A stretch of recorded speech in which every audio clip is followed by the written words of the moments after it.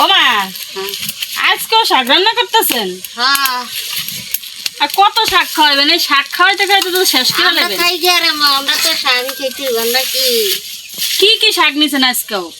পাঁচ মিশালি শাক আল্লাহ রে, দেখেন আমার মা এই যে লাল শাক নিছে, সাথে এই যে কলমি শাক, হেলাঞ্চি শাক, আর মনে হয় বতো শাকও নিছেন না? সব শাক দিয়ে তারপরে যে শুটকি দিয়ে রান্না করতেছে।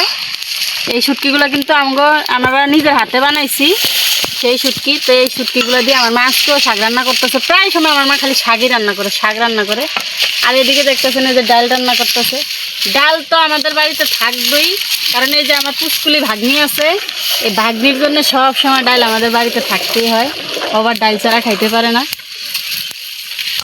এই জন্য আমার মা প্রতিদিন এই ডাল তো থাকেই, সাথে এই যে প্রায় সময় শাক রান্না করে। প্রায় সময় আর গ্রামে থাকি আমরা, শাক আমাদের ঘরে থাকেই। মাছ মাংস যাই থাকুক শাক থাকবো। আর শাক কিন্তু আমার ভীষণ পছন্দের। তো তারপরে যতই পছন্দ, প্রতিদিন তো খাইতে আর ভালো লাগে না। কালকেও শাক রান্না করছে, আজকেও শাক।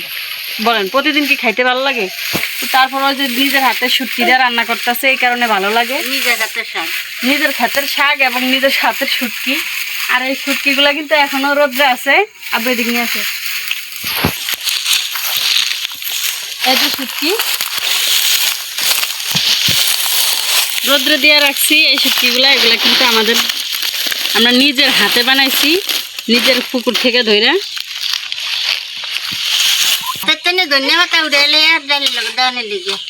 ধন্যবাদ আনতাম, ধন্যবাদ নিয়ে আসি।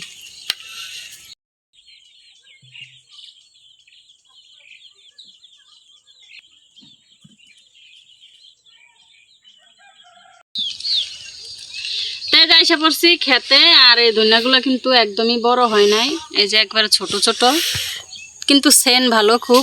তাই ধনিয়া শাকগুলো আমি তুলে নেই।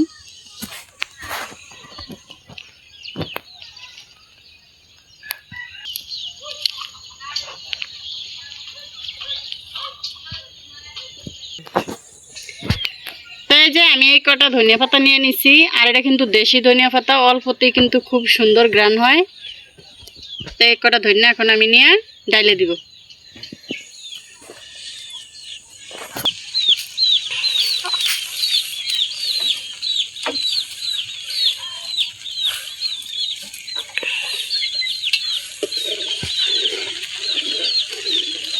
তাই যে ধনিয়া শাকটা ডালের ভিতরে দিয়ে দিছি।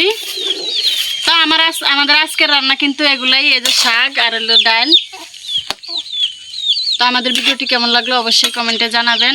আর ভিডিওটি ভালো লাগলে চ্যানেলটা সাবস্ক্রাইব করে দিয়ে আমাদের পাশেই থাকবেন। ভালো থাকবেন, সুস্থ থাকবেন। আল্লাহ হাফেজ।